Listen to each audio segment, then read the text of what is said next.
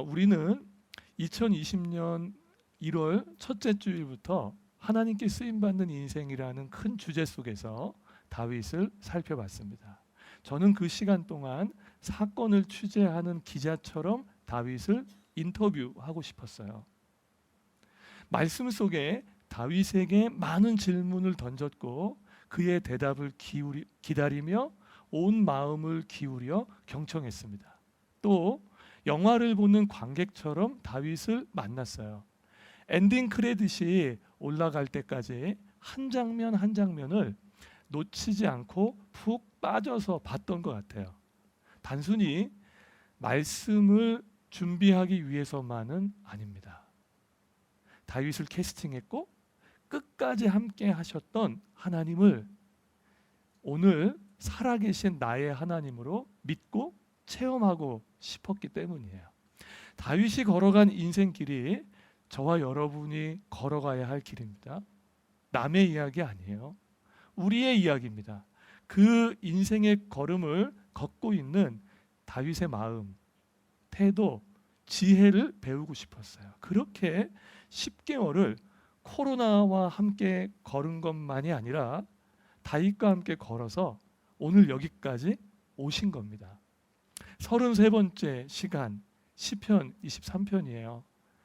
여호와는 나의 목자시니 내가 부족함이 없으리로다. 다윗의 결론입니다. 과거에 부족함이 없었고 지금도 부족함이 없고 앞으로도 부족함은 없을 거라는 거예요. 그러나 우리는 다윗을 지금까지 함께 살펴봤잖아요. 다윗의 인생은 실제로는 부족함이 많아 보여요. 부족한 것이 많이 있었어요. 다윗의 영혼은 죽었던 적이 있습니다.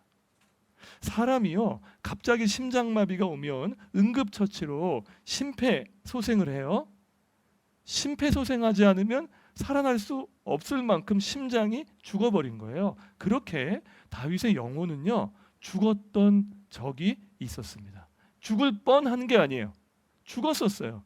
가족에게 사랑을 받지 못했던 그 쓰라린 상처와 슬픔이 있었어요. 실망감 때문에 마음이 죽었습니다. 오해받는 그 억울함과 답답함, 무시를 당하는 것 때문에 쌓인 분노가 다윗의 영혼을 완전히 태워버린 적도 있었어요. 마음에 불안이 찾아와요. 이거 마치 연기와 같아요. 나도 모르는 사이에 스르륵 들어오거든요. 그 불안함 때문에 여유가 사라졌어요. 예민해지기 시작합니다. 말 한마디도 곱게 안 나가요. 누군가는 무심코 던진 말 한마디를 가지고 과대하게 해석하면서 그렇게 두려움에 빠졌던 적도 있습니다. 바쁘게 살다가요, 나 자신도 모르는 사이에 하나님과 예배하는 그 영혼이 완전히 죽어버렸었어요. 또 어떤 때는 하나님과 나를 멀어지게 만드는 그 죄 때문에 영혼이 죽었습니다. 마음이 힘든 정도가 아니에요.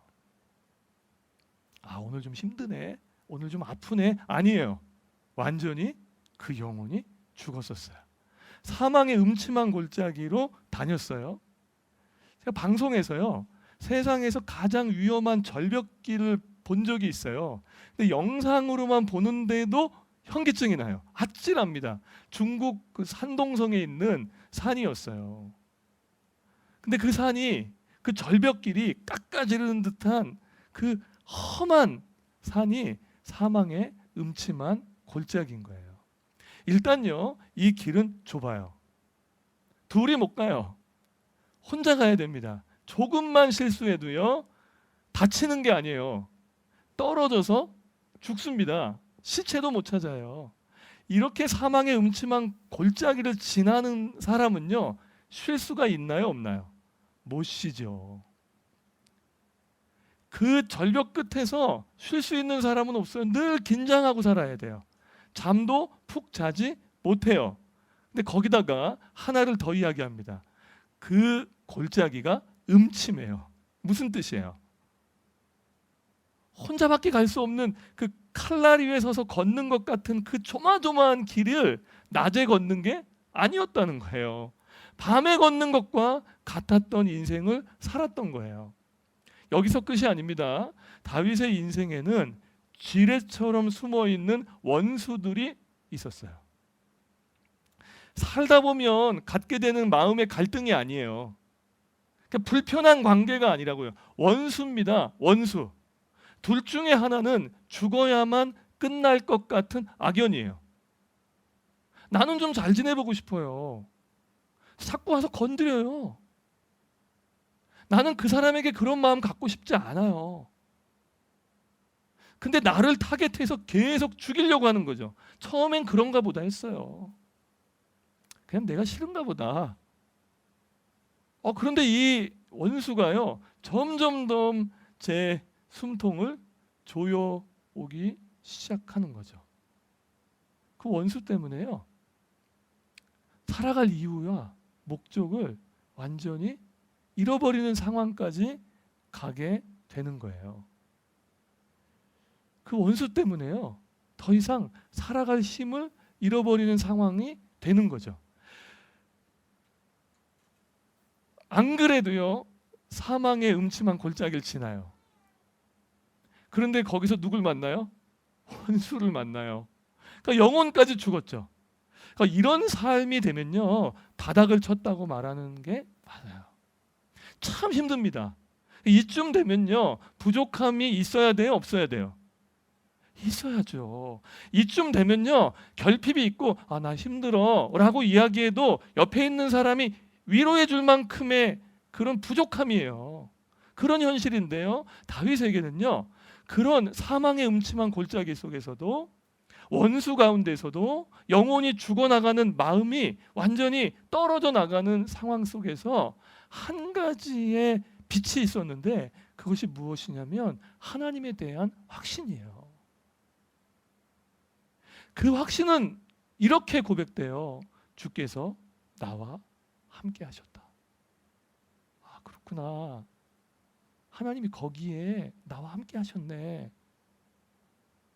그러네. 하나님이 바로 그 자리에 나와 함께 하셨네. 나와 함께 하시는 그 하나님이 선한 목자라는 신뢰의 선언이에요.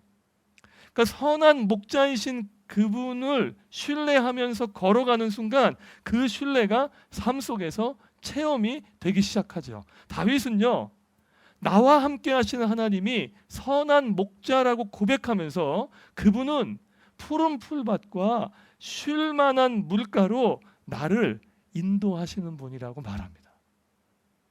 그래요. 그분의 인도는 결국은 나를 푸른 풀밭과 쉴 만한 물가로 인도하실 거라는 거예요. 그리고 우리에게 말하는 거예요. 하나님이 함께 계셔. 하나님이 너와 함께 계셔. 그 하나님이 우리의 인생을 푸른 풀밭과 쉴 만한 물가로 인도하실 분이라는 것을 말하고 싶은 거예요. 다윗이 푸른 풀밭과 쉴 만한 물가라고 이야기했을 때 구체적으로 무엇일까요? 첫 번째는 원수의 눈앞에서 상을 차려주시고 내 머리에 기름을 바르셨다는 거예요. 이 원수의 눈앞에서 상을 차려주셨다라고 할 때 이 상은요, 밥상을 말하는 겁니다. 그러니까 원수의 그 눈앞에서 아주 행복한 밥상을 차려주시면서 이 밥상을 먹으면서 배부르게 하셨다는 거예요. 그러고 보면 다윗의 원수들은 언제나 다윗의 밥그릇을 빼앗으려고 하죠. 가지고 있어도 불안한 이유는 뭐예요? 더 없으면 안 될 것 같잖아요. 그래서 다른 사람의 밥그릇에 눈을 돌렸죠. 그래서 그걸 늘 빼앗았단 말이에요. 그 다윗이 빼앗겨요. 어떤 땐 손해본다고요. 그런데 돌아보니까 괜찮은 거예요. 그때는 빼앗겼다고 생각했는데요. 그 사람만 없으면 살겠다고 생각했는데요. 자꾸 내 밥그릇 빼앗아 가니까 내가 이렇게 부족하다고 생각했는데 아니라는 거예요. 지나고 나서 보니까 내 밥상에 하나님이 차려주신 건 너무나 풍성하다는 거예요. 이게 하나님께서 주시는 신비인 거예요. 그래서 그 원수가 보기에 하나님이 함께 하시는 사람이라는 것을 볼 수 있었다는 거예요. 다윗은 머리에 기름을 부으셨다고 표현하죠. 이 머리에 기름을 부으신 건 나를 귀한 손님으로 환대해 주셨다는 거예요. 아주 귀한 손님으로 맞이해 주셨다는 거예요. 다른 사람이요, 나 사랑해 주지 않고 인정해 주지 않아도 괜찮아요. 거기에 목을 매지 않아요. 현대 사회는요, 인정을 투쟁한대요. 그만큼 쟁취하고 싶은 게 인정이거든요. 그래서 거기에 되게 목말라요. 그래서 이게 지나치면 주변의 사람들이 나를 어떻게 볼까, 나를 이렇게 보진 않을까, 저렇게 보진 않을까에 너무 지나치게 신경을 쓰고 살게 되는 거죠. 근데 다윗이요, 머리에 하나님이 기름을 붓는 순간 괜찮다고 얘기하는 거예요. 왜요? 하나님이 나를 환대해 주시잖아요. 하나님이 나를 사랑해 주시는 것이 사람들에게 받는 인정보다, 그 사람들에게 받는 비난보다 훨씬 더 풍성하고 귀하다는 거예요. 그래서 나는 괜찮다고 말하고 있는 겁니다. 현대 사회를요, 인스타 시대라고 해요. 그래서 어느 음식점에 가도요, 먹기 좋은 음식을 먹는 게 아니고요, 사진 찍기에 좋은 음식을 먹는데요. 그래서 어떤 식당은요, 음식 먹기 전에 포토타임이 있답니다. 요렇게 잡아주시고요, 요렇게 먹어주시면 사진이 잘 나온대요. 현대인들은요, 좋아 보이는 삶을 살죠. 좋은 삶이 아니고요. 자꾸 연출을 해야 돼요. 그런데 좋아 보이는 것과 좋은 건 다를 수 있어요. 다윗은요, 좋아 보이지 않는 길을 걸어간 적이 있다는 뜻이에요. 그런데 좋은 삶을 살았어요. 부족해 보이는 게 많아 보였어요. 그런데 부족함이 없었어요. 왜요? 그분이 원수의 눈앞에 상을 차려주시고 나를 귀한 손님으로 환대해 주셨기 때문이에요. 그래서 이렇게 얘기합니다. 내 잔이 넘치나이다. 넘쳐요. 늘 그분의 사랑은, 그분의 은혜는 내 삶에 넘치는 잔과도 같다고 이야기하고 있어요. 두 번째는 사망의 음침한 골짜기를 지날 때 나와 함께 하신 하나님의 보호와 돌보심과 인도를 경험했다는 거예요. 이건 마치 홍수 가운데 떠 있는 노아의 방주와 같아요. 밖은 막 난리예요. 뭐 쏟아지는 비 때문에요. 그리고 집채만한 파도가요, 쓰나미처럼 몰려와서 모든 세상을 다 삼키고 남을 만큼 어마어마해요. 우리를 둘러싼 그 불안한 전망, 그 부정적 전망은요, 마치 쓰나미처럼 온다고요. 그런데 노아의 방주 안에 있는 사람은 보호를 경험해요. 안전해요. 바람 불어도 괜찮아요. 파도 일어도 괜찮아요. 그분이 나와 함께 하시면서 걸어가는 그 길 속에서 나는 그의 지팡이와 막대기를 따라서 그냥 따라간 것뿐이에요. 그런데 그 길을 통과하고 나니까 푸른 풀밭과 쉴 만한 물가가 준비되어 있다는 거예요. 나 어떻게 통과했지? 우리 그런 적 없으세요? 나 어떻게 지금까지 살아왔지? 나 지금까지 어떻게 온 거야? 그런데 설명할 수는 없는데 와보니 하나님의 인도와 하나님의 역사를 경험하고 여기까지 왔다는 거죠. 나에게도 이런 날이 올까? 옵니다. 나에게도 이런 날이 있네 라고 말하게 할 날이 온다는 거예요. 세 번째는 영혼이 살아납니다. 무엇보다 하나님을 예배하는 영혼이 살아나요. 하나님을 예배하는 영혼이 죽으시면 안 돼요. 근데 그 영혼이 살아나고 하나님을 경외하는 마음이 회복돼요. 근데 사람이요, 영혼이 죽었다고 할 때는 내가 심장마비가 되면 나는 끝난 거거든요. 누군가 외부에서 나에게 심폐해주지 않으면 살아갈 수가 없어요. 근데 나는 영혼이 끝났어요. 그런데 하나님께서 끝난 내 가운데 함께 하셔도 내 영혼을 살아나게 하는 거죠. 오늘도요, 살아계신 성령 하나님께서는 우리의 예배 가운데 우리의 죽었던 영혼을, 우리의 말랐던 마음을 하나님의 은혜로 회복시키시는 거죠. 그래서 우리의 마음이 견딜 힘이 생겨요. 부족함만 보이는 게 아니고요, 족한 게 보여요. 결핍만 보이는 게 아니고요, 하나님께서 지금까지 인도해 오셨던 그 걸음이 보여요. 그걸 보니까 앞으로도 나는 부족함이 없을 것이라고 이야기한 거죠. 우리 이 말씀 가운데 있으면서 잊지 말으셔야 될 것이 있습니다. 다윗은 지금 푸른 풀밭과 쉴만한 물가가 100% 파라다이스, 아주 완벽한 환경이기 때문에 이런 고백을 하고 있는 게 아니라는 거예요. 그렇지 않다는 거예요. 그분이 나의 선한 목자이시기 때문에 내게 부족함이 없다는 겁니다.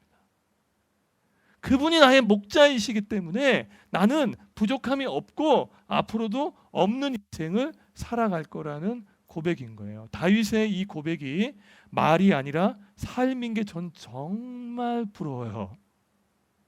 시가 아니에요.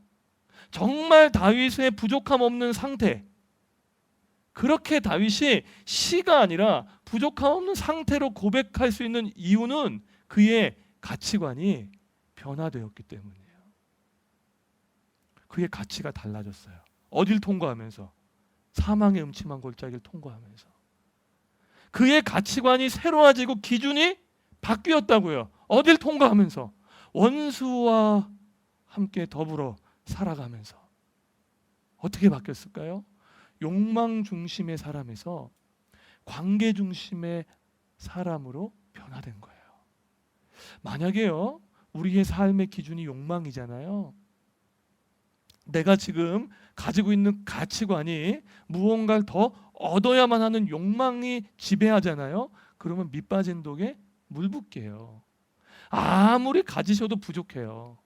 지금까지 걸어오게 하신 게 하나님의 인도라고 끄덕이면서도 지금 나와 앞으로 걸어가야 될 나에 대한 감사는 없어요. 여호와는 나의 목자시니 내게 부족함이 없으리로다 하고 아멘은 하는데요, 속으로는 이렇게, 아니 삶은 이렇게 갑니다. 여호와는 나의 목자셔요?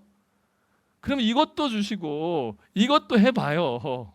아, 이것도 좀 줘요 라고 얘기할 거예요. 근데 관계 중심이라는 건 뭐예요? 아, 하나님이 나와 함께 하시는 그분이 나를 사랑하시는 분이라는 것을 더 확실하게 깨닫고 알아가는 거죠. 저는 다른 건 다 모를 때가 있어요. 그런데 이거 한 가지 확실히 알아요.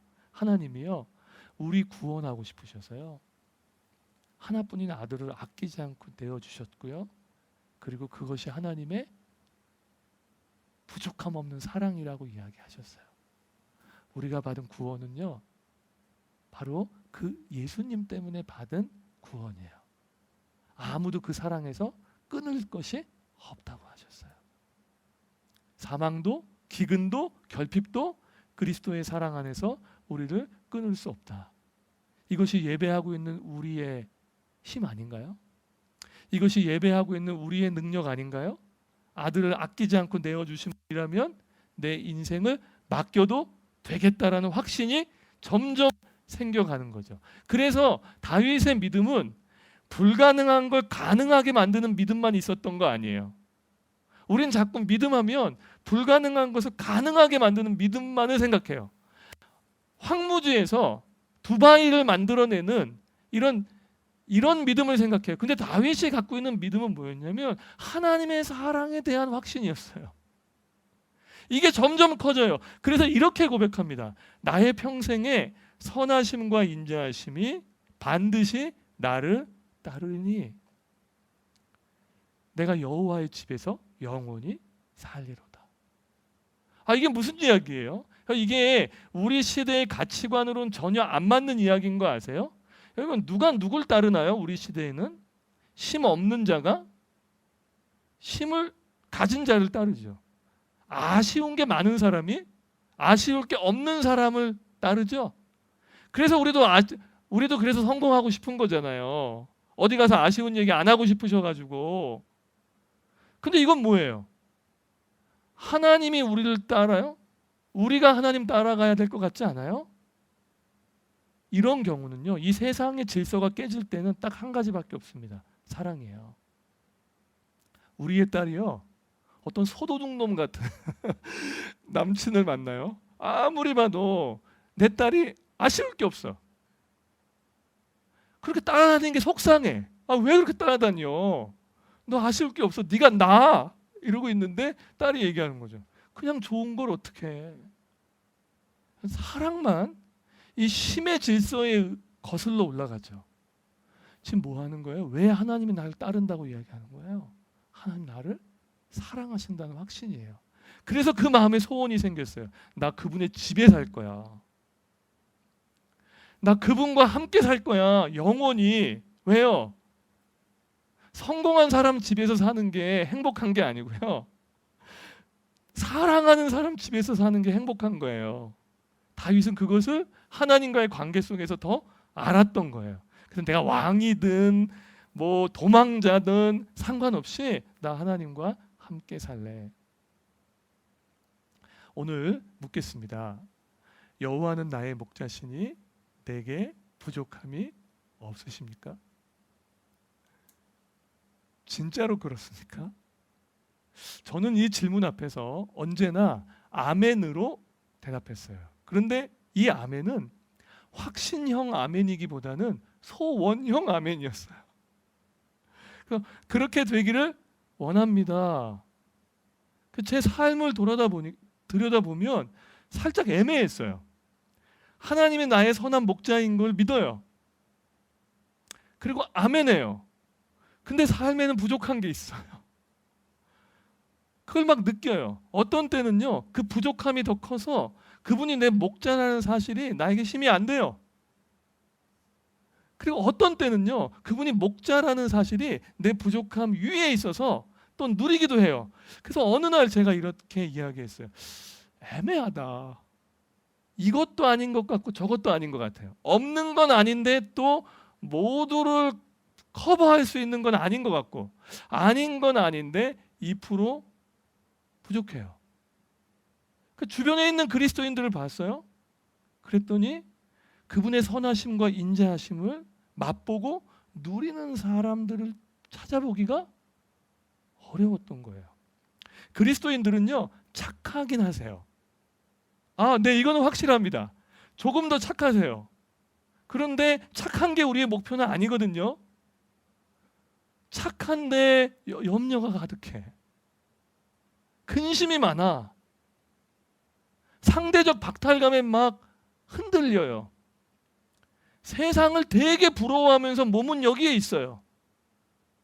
그런 막 딜레마를 경험하면서 어려워하는 경우를 너무나 많이 목격하게 된 거죠. 저는 그때 이 다윗의 고백이 도대체 무엇인가, 이 믿음이 뭔가에 대한 고민이 많았었어요. 이걸 풀지 않으면 저는 그리스도인으로 걸어가는 길 속에서도 나의 목자시라고 확신 있게 선포하기가 어려웠던 거예요. 그때 하나님께서 깨닫게 해주신 게 한 가지 있습니다. 하나님이 누구신가 보다요, 그리스도인인 내가 나를 무엇이라고 고백하고 있는가였어요. 정체성입니다. 잘 보세요. 우리는 오늘도 선하신 목자이신 하나님이 나의 하나님이라고 고백은 하는데, 과연 우리는 그분의 기르시는 양입니까? 양이세요? 혹시 양의 탈을 쓴 늑대이거나 돼지 아니세요? 양의 특성을 좀 말씀드릴게요. 양은요, 일단 눈이 정말 나빠요. 그래서 한 치 앞도 볼 수 없을 만큼의 나쁜 시력을 갖고 살아요. 그리고 자주 넘어져요.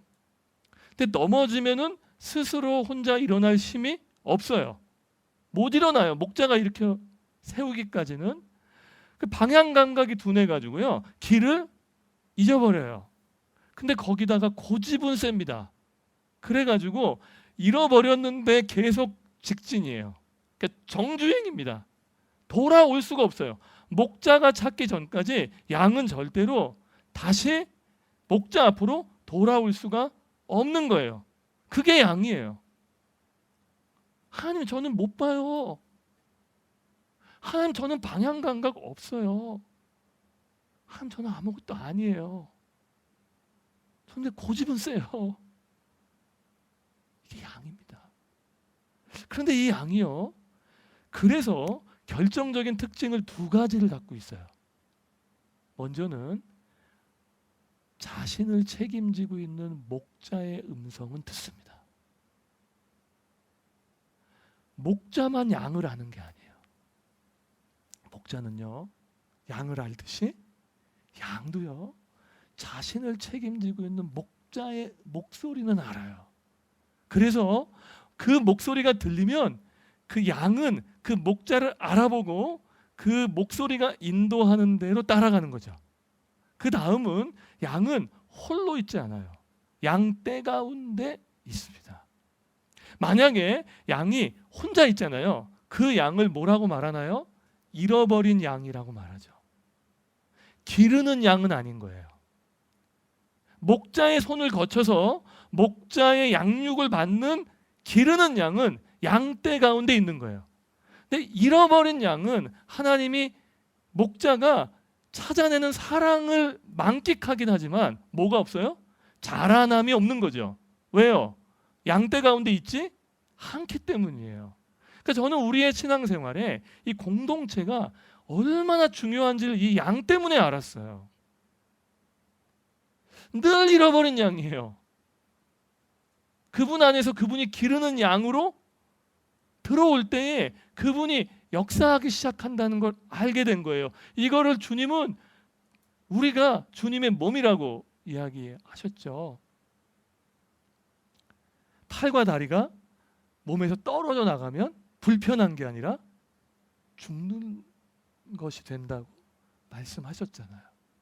그 여호와는 나의 목자시니 내가 부족함이 없다라고 이야기할 때에 이 고백은 하나님에 대한 인정뿐만이 아니라 자기 자신에 대한 인정인 거예요. 다윗은요, 골리앗과의 싸움에서 이긴 전쟁 영웅이라고 소개받는 것을 원하지 않았습니다. 모든 사람이 부러워할 만한 이스라엘의 영적 지도자인 것을 어필하고 싶어 하지도 않았어요. 다윗의 마지막 고백은 뭐예요? 나는 양입니다예요. 나 그분의 음성만 들을래요. 나 그분의 무리 안에 있길 원합니다. 나는 약해요, 하나님이라고 고백했다는 거예요. 자, 그러면 오늘 예배 가운데 우리는 뭘로 서야 돼요? 양이죠. 기르시는 양으로 서기를 바라죠. 그분이 기르시는 양으로 내가 오늘 여기에 서 있어서 나 누구 말보다 하나님 말씀이 나에겐 가장 중요해. 나 그분의 말씀을 따르길 원해. 그리고 나는 그분의 공동체에서 기르시는 양이 되고 싶어. 이제 잃어버린 양 졸업할래. 나 기르는 양으로 살아가고 싶어라고 고백할 때 저는 확신합니다. 시편 23편의 이 말씀이 계속 삶에서 체험되기 시작할 거예요.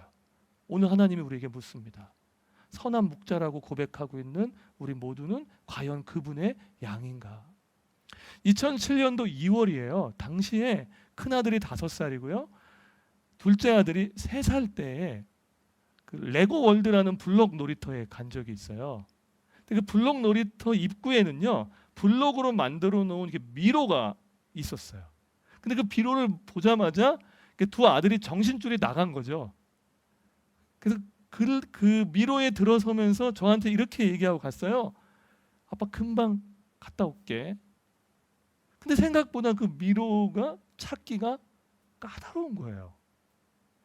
그래서 한 번 가다가 막히고 한 번 가다가 거기가 아니니까 얼굴이요, 똥을 밟은 얼굴이 되는 거예요.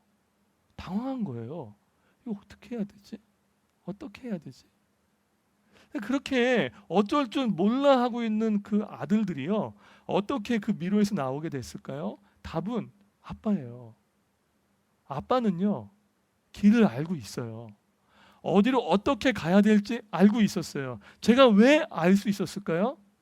블록보다요 제 키가 컸어요. 아들들은요 그 블록 속에서 걸어가긴 하는데 이 블록이 아들들의 키보다 높으니까 전체를 볼 수 없어요. 앞만 봐요. 근데 가서 막히니까 한두 번 좌절되니까 마음에 두려움이 찾아와요. 그러니까 더 못 봐요. 그런데 저는 다 볼 수 있었어요. 왜요? 제가 블록 위에서 보고 있었기 때문이에요. 저는요 그 남산타워의 그 만원경으로 보는 것처럼 조금 더 아들들을 지켜보기로 했어요. 너무 재밌는 거예요. 이 아들들이 이걸 어떻게 할까? 그런데 그 마음에 한 번 찾아오는 그 불안함이요, 그 막막함이요, 그 다음 길로 갈 수 없게끔 계속 흔들리게 만들더라고요. 저는 그래서요 한 번쯤은 위를 볼 줄 알았어요. 그런데 앞, 뒤, 좌, 우는 보는데 하늘을 안 봐요. 거기서 제가 눈을 마주치려고 기다리고 있는데 하늘을 보지 못하더라고요. 못 보네. 그래서 제가 아들들의 이름을 불렀어요. 동아야, 준아야. 이렇게 불렀던 것 같아요. 동아야, 준아야 이렇게 불렀던 것 같아요. 그때 아들들이 그 목소리가 들리는 곳을 쳐다보면서 저하고 이렇게 눈이 마주쳤는데요. 눈이 마주치는 순간 이 아들들의 얼굴이요, 이건 정말 보셨어야 되는데 순간적으로 얼마나 해같이 밝아졌는지 몰라요. 아직 미로에서 빠져나오지도 않았어요. 그런데 이미 얼굴은 빠져나왔어요. 이 얼굴은요 가끔 예배 가운데 참여하는 분들에게 제가 보는 얼굴이에요. 어두웠는데요, 아팠는데요, 예배 가운데 만지시는 하나님 때문에 그분의 얼굴이 해같이 빛나는 것을, 다시 그 영혼이 살아나는 것을 보는 것 같은 얼굴이었던 거죠. 그 뒤로 아들들이 해야 할 일이 한 가지 있었어요. 오른쪽, 오른쪽, 오른쪽. 다시 오른쪽, 이쪽, 저쪽. 그 말에, 그 지시에 순종하는 거였어요. 그래서 아들들이 그 미로를 그렇게 빠져나오면서 제가 그때 알게 된 게 있어요. 저에게 그 사건은요 13년 전에 그냥 레고 블록에서 아이들하고 놀다가 벌어진 일이 아니었고요, 계시적 사건과 같았어요. 왜냐하면 우리의 인생이 너무 똑같잖아요. 언제나 우리가 살아가야 될 길은 우리보다 높잖아요. 5살, 3살 정도밖에 안 되잖아요. 제가 살아가야 할 50대도 저에게는 한 번도 걸어보지 못했던 길을 미로처럼 걷는 것과 같은 거죠. 그래서 어떤 때는요 맞다고 생각하고 갔는데 그 길이 아니면 허무하죠. 어떤 때는요 그 길을 진짜 걸어갔는데 그 길이 막혀 있다면 답답하죠. 그때 이렇게 저는 고백합니다. 아빠는 길을 알고 있어요. 하나님은 우리가 직면하고 있는 코로나보다 크세요. 하나님은 우리가 가야 할 걸음을 누구보다 더 잘 아세요. 나는 양 같아서 부분밖에 못 봐요. 하나님은 전체를 보세요. 그때 이후로 제 삶의 슬로건이 하나 생겼어요. 바꿀 수 없는 과거는 믿음으로 해석해요. 알 수 없는 미래는 믿음으로 맡겨요.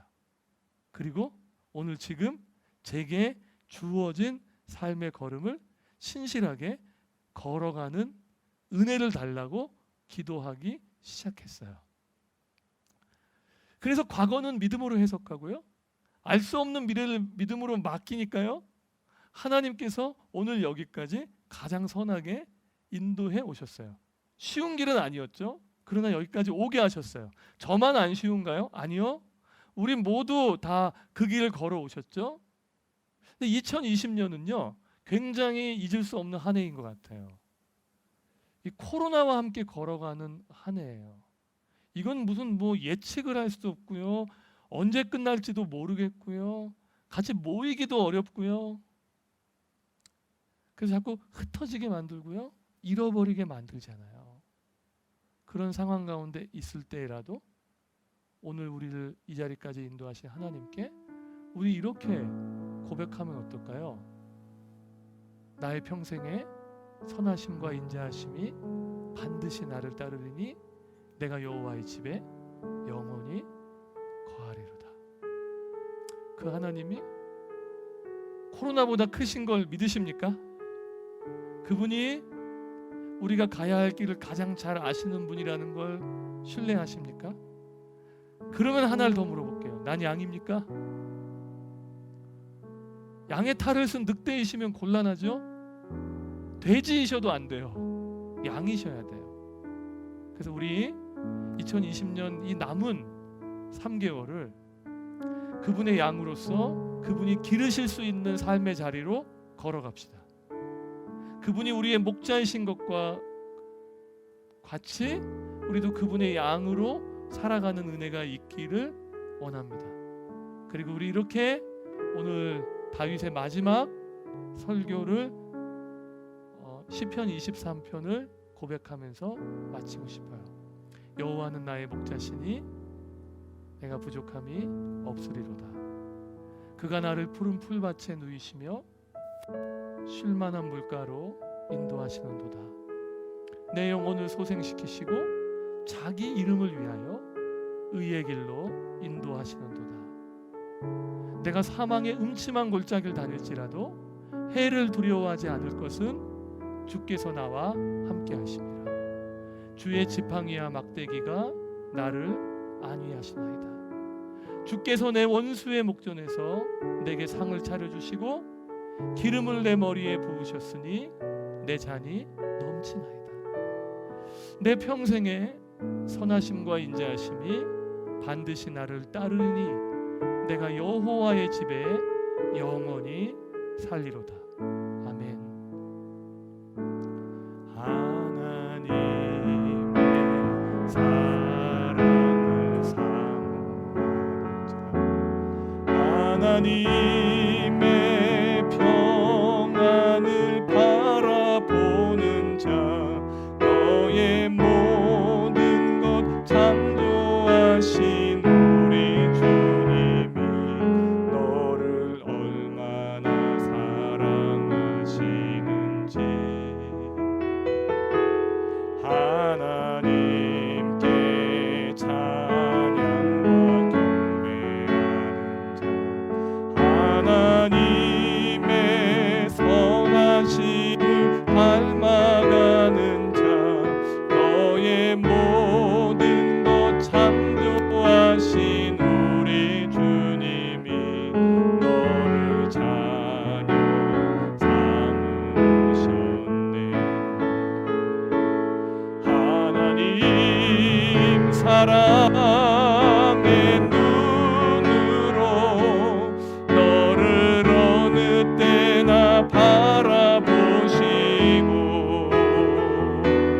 하나님 인자한 귀로서 언제나 너에게 기울이시니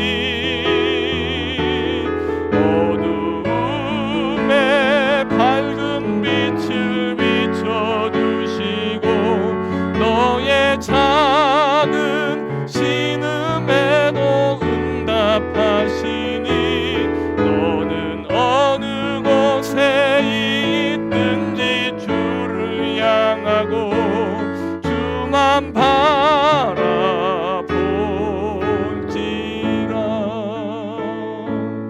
하나님의 사랑을 삼는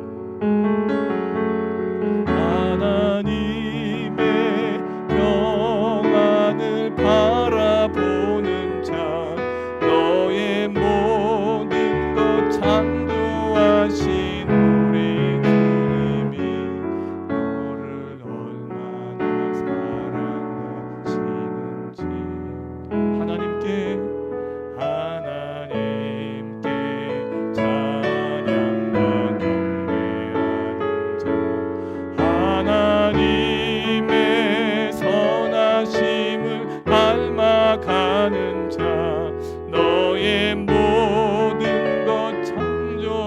하신 우리 주님이 너를 자녀 삼으셨네.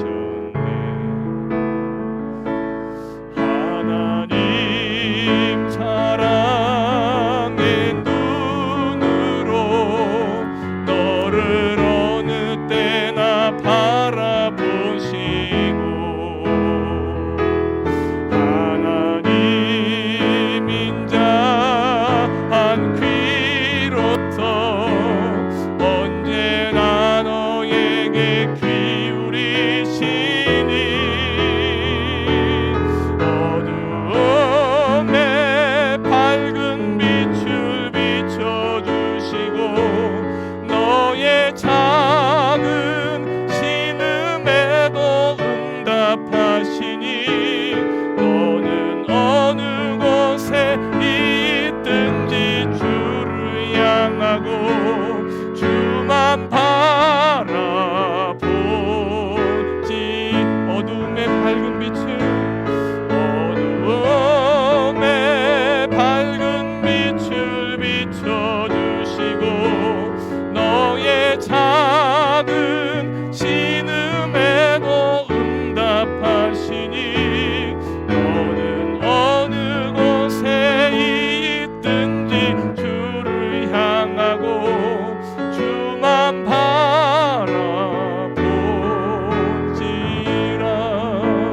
주만 바라보지라.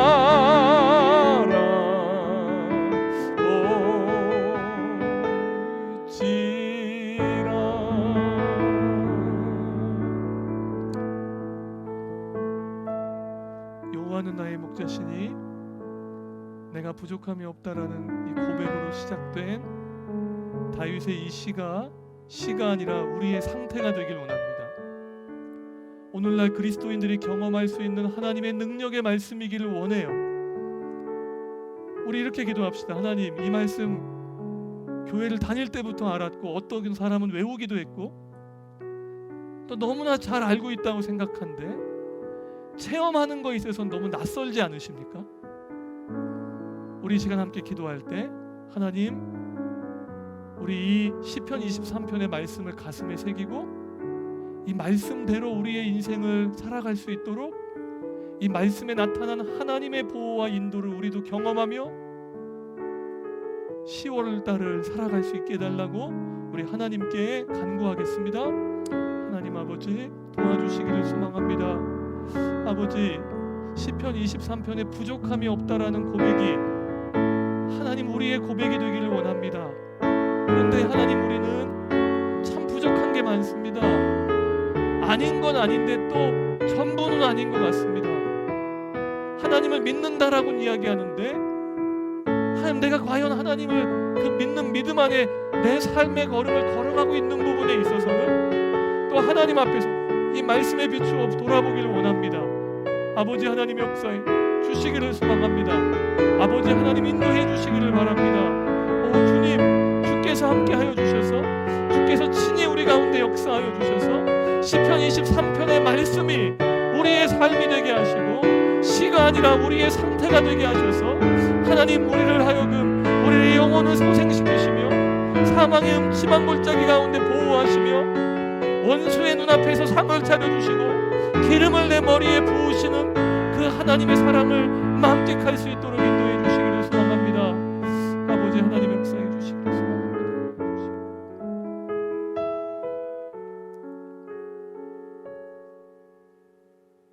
목자이신 하나님, 예수님 처음 믿을 때부터 교회 다닐 때부터 소개받은 하나님이 나의 목자시라는 하나님이셨는데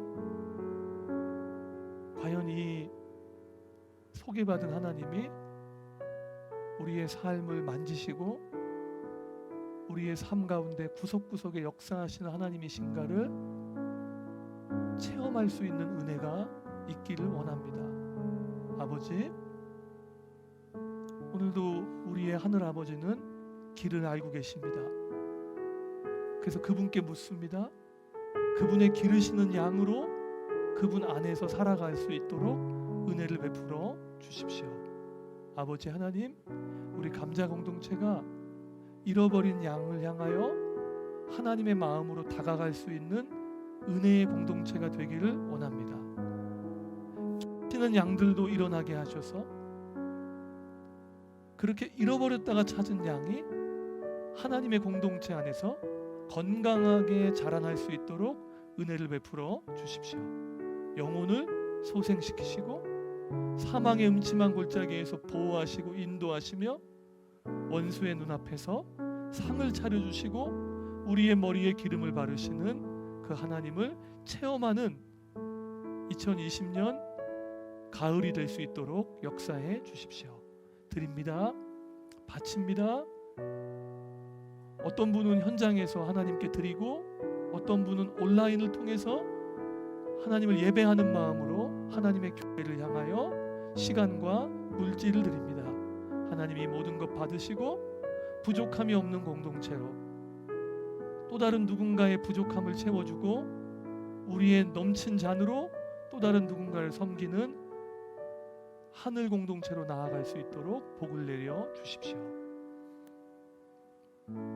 지금은 선한 목자이신 우리 주 예수 그리스도의 은혜와 하늘 아버지의 놀라우신 사랑과 성령 하나님의 감화 감동 교통하심이 오늘 하나님의 기르시는 양이 되기를 원하는 모든 예배자들 위해 영원토록 함께 하시기를 축원합니다.